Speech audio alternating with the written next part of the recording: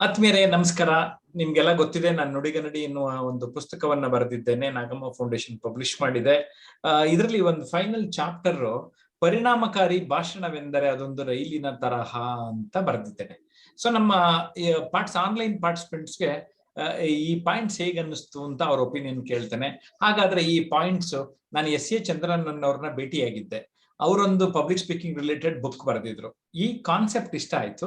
ಹಾಗಾಗಿ ನಾನು ಈ ಒಂದು ನನ್ನ ಕೃತಿಯಲ್ಲಿಯೂ ಕೂಡ ಅವರ ಪರ್ಮಿಷನ್ ಜೊತೆಗೆ ತೆಗೆದುಕೊಂಡಿದ್ದೆ. ಅದನ್ನ ನಿಮ್ಗೆ ಶೇರ್ ಮಾಡ್ಕೊಳ್ತಾ ಇದ್ದೇನೆ ಈ ವಿಡಿಯೋನಲ್ಲಿ ನಿಮ್ಮೆಲ್ಲರ ಜೊತೆ. ಪರಿಣಾಮಕಾರಿ ಭಾಷಣವೆಂದರೆ ಅದೊಂದು ರೈಲಿನ ತರಹ. ಪಬ್ಲಿಕ್ ಸ್ಪೀಕಿಂಗ್ ಎಂಬ ಪುಸ್ತಕದಲ್ಲಿ ಎಸ್.ಎ. ಚಂದ್ರನ್ ಅವರು ಪರಿಣಾಮಕಾರಿ ಭಾಷಣವನ್ನು ತುಂಬಾ ಸುಂದರವಾಗಿ ರೈಲಿಗೆ ಹೋಲಿಸಿದ್ದಾರೆ.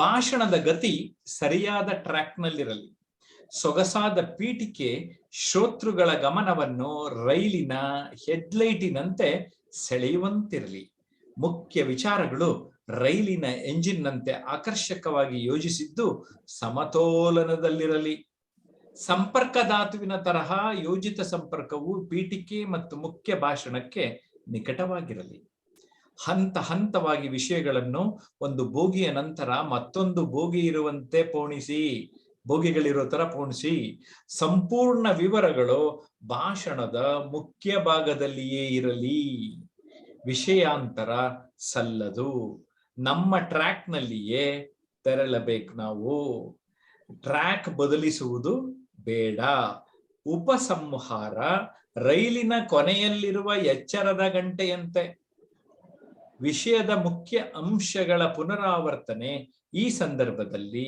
ಒಳಿತು, ರುಚಿಯಾಗಿರುವಾಗಲೇ ಭಾಷಣ ಕೊನೆಗೊಳ್ಳಲಿ, ಸಭಿಕರು ಅಂತ್ಯ ಬಯಸುವ ಮುಂಚೆಯೇ ನಿಲ್ಲಿಸುವುದು ಒಳಿತು.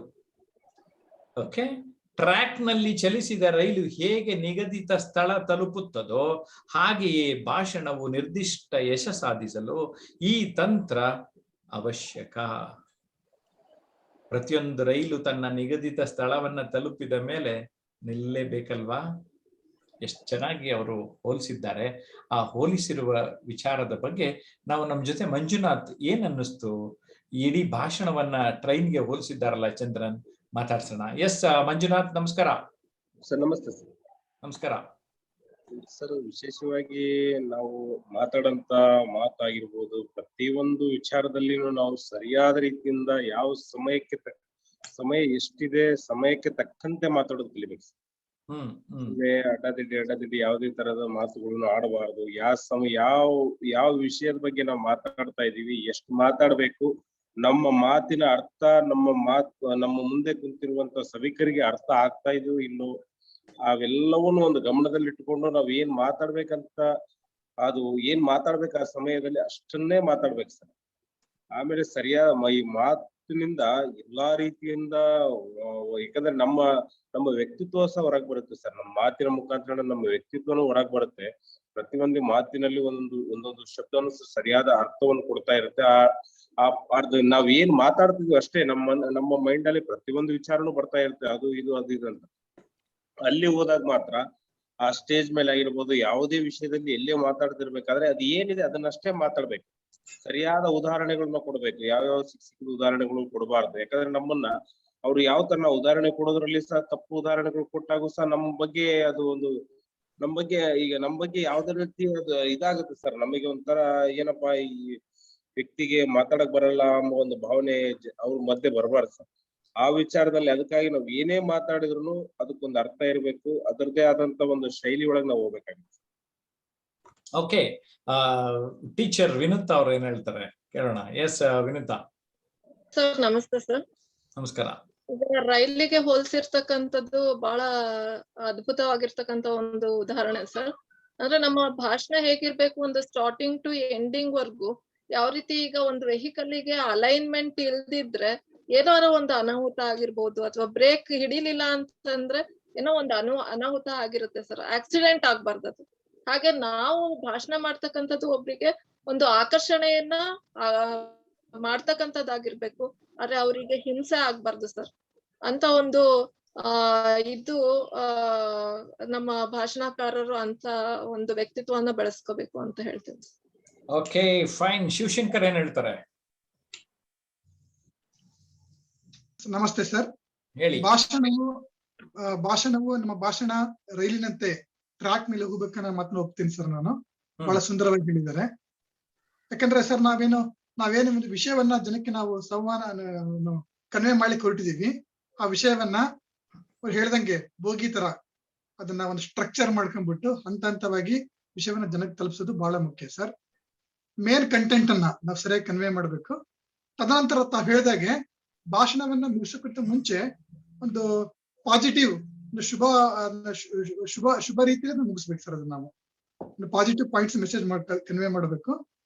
ಸಭಿಕರು ಇನ್ನೇನು ಸಭಿಕರು ಮುಗಿಸ್ಲಿ ಅಂತ ಇಚ್ಛೆ ಪಡೋಕ್ಕಿಂತ ಮುಂಚೆನೆ ಮುಗಿಸ್ಬೇಕು ನಾವ್ ಹೇಳ್ದಂಗೆ ಅಲ್ವಾ? ಚೆನ್ನಾಗಿ ಕಾನ್ಸೆಪ್ಟ್ ನ ಒಂದ್ ಟ್ರೈನಿಂಗ್ ಹೋಲಿಸ್ಬಿಟ್ಟು ನಾವು ಬೇರೆ ಟ್ರೈನಿಂಗ್ ಮಾಡೋರು. ING ತೆಗೆದ್ರೆ ನಮ್ಮಲ್ಲಿ ಟ್ರೈನ್ ಅಂತ ಇರುತ್ತೆ. ಸೊ ನಂಗೆ ಹಾಗಾಗಿ ಟ್ರೈನರ್ಗೆ ಈ ಟ್ರೈನ್ ಮೇಲೆ ಒಂದು ವಿಶೇಷವಾದ ಮಮಕಾರ. Okay good. ಈಗ ರವಿ ತೇಜಸ್ ಏನ್ ಹೇಳ್ತಾರೆ? ಲೇಖಕರು ಹೇಳ್ದಾಗೆ ನಮಸ್ತೆ ಸರ್. ಅದೇ ಟ್ರೈನ್ ಒಂದು ಟ್ರ್ಯಾಕ್ ಮೇಲೆ ಇರ್ಬೇಕು. ಆಮೇಲೆ ಆಕರ್ಷಣೆ ಇರ್ಬೇಕು. ಭಾಷಣದಲ್ಲಿ ಆಕರ್ಷಣೆ ಇರ್ಬೇಕು. ಮತ್ತೆ ಜನಗಳನ್ನು ತಲುಪುವಂತ ಇರ್ಬೇಕು ನಮ್ಮ ಭಾಷಣ. ಬೋರಿಂಗ್ ಇಡಬಾರ್ದು. ಸರಿಯಾದ ಉದಾಹರಣೆಗಳ ಮೂಲಕ ಅವರಿಗೆ ತಲುಪಿಸ್ಬೇಕು. ಆಮೇಲೆ ಕೊನೆಯಲ್ಲಿ ಬೋರಿಂಗ್ ಇಡಬಾರ್ದು. ಎಷ್ಟು ಸಮಯ ಕೊಟ್ಟಿರ್ತಾರೋ ಅದ್ರಲ್ಲೇ ಮುಗಿಸೋಂಗೆ ಇರ್ಬೇಕು. ಬೋರಿಂಗ್ ಅಂದ್ರೆ ನೀರ್ನ ಕೊರಿತಾರಲ್ಲ, ಅದು ಬೋರಿಂಗ್. ಸೊ ಇಲ್ಲಿ ಬೋರಿಂಗ್ ಅಂದ್ರೆ ಸಭಿಕರಿಗೆ ಆ ತರ ಬೋರಿಂಗ್ ತರ ಕೊರಿಬೇಡಿ ಅಂತಾನು ನೀವ್ ಹೇಳ್ಬಿಟ್ರಿ. ಗುಡ್. ಸ್ನೇಹಿತರೆ, ಅರ್ಥ ಆಯ್ತಲ್ಲ? ಭಾಷಣವೆಂದರೆ ಅದೊಂದು ರೈಲಿನ ತರಹ. ಈ ಟ್ರೈನ್ಗೆ ಹೋಲಿಕೆ ಮಾಡಿದ್ದು ಹೇಗನ್ನಿಸ್ತು? ನಮ್ಮ ಪಾರ್ಟಿಸಿಪೆಂಟ್ ಮಾತಾಡಿದ್ದು ಹೇಗನ್ನಿಸ್ತು? ನೀವು ಕಾಮೆಂಟ್ ಮಾಡಿದ್ರೆ ತಾನೇ ನಮಗೆ ಗೊತ್ತಾಗುತ್ತೆ. ಇಲ್ದಿದ್ರೆ ಹೆಂಗ್ ಗೊತ್ತಾಗುತ್ತೆ ನಮ್ಗೆ? ಅಷ್ಟೇ ಅಲ್ಲ, ನಿಮ್ಗೂ ಏನಾದ್ರೂ ಡೌಟ್ಸ್ ಬಂದ್ರೆ ನೀವು ಕಾಮೆಂಟ್ ಮಾಡಿದ್ರೆ ನಮ್ಮ ಉತ್ತರ ಸಿಗ್ತದೆ.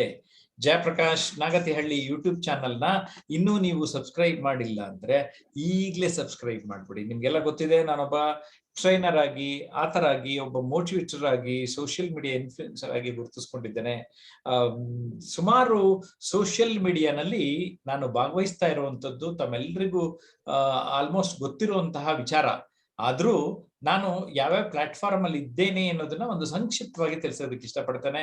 ಯೂಟ್ಯೂಬ್ ನಲ್ಲಿ Jayaprakash Nagathihalli YouTube channel, transformation unlimited YouTube channel, ಜೊತೆಗೆ ಫೇಸ್ಬುಕ್ ನಲ್ಲಿ ನೀವು ಪೇಜ್ ಕನೆಕ್ಟ್ ಆಗಿ ಜಯಪ್ರಕಾಶ್ ನಾಗ್ತಿಹಳ್ಳಿ, ಟ್ವಿಟರ್ ನಲ್ಲಿ, ಲಿಂಕ್ಡ್ಇನ್ ನಲ್ಲಿ, ಇನ್ಸ್ಟಾಗ್ರಾಮ್ ಅಲ್ಲಿ ನನ್ನ ಹೆಸರಿನ ಜೊತೆಗೆ ಇದ್ದೇನೆ ಅನ್ನುವ ಮಾತು ಹೇಳ್ತಾ ಇದ್ದೇನೆ.